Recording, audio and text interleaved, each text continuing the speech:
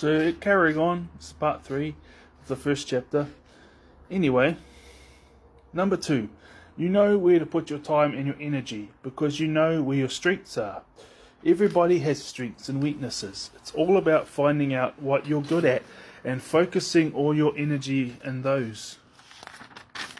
Presuming the same things. In those specific areas. Yeah, in those specific areas. I was just reading something, but there was a note.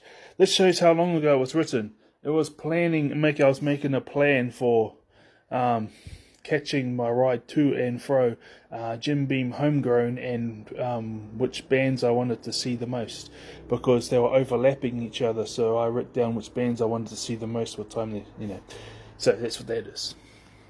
Anyway, put all your time, energy, and effort in those specific areas, because those are the areas that you will see good results. Because might is right. He who works very hard, but is not naturally gifted at a certain thing, will always be outdone and defeated by the man who works very, very hard and is naturally talented and gifted at that same certain thing.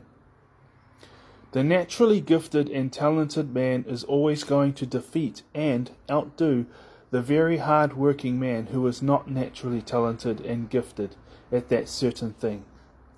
However, the man who works very, very hard and isn't naturally talented at something will always beat and outdo the naturally gifted and talented man, and talented who is lazy man. Skipping words again. Gifted and talented man who is lazy and doesn't put in the work. Okay, so doesn't the work.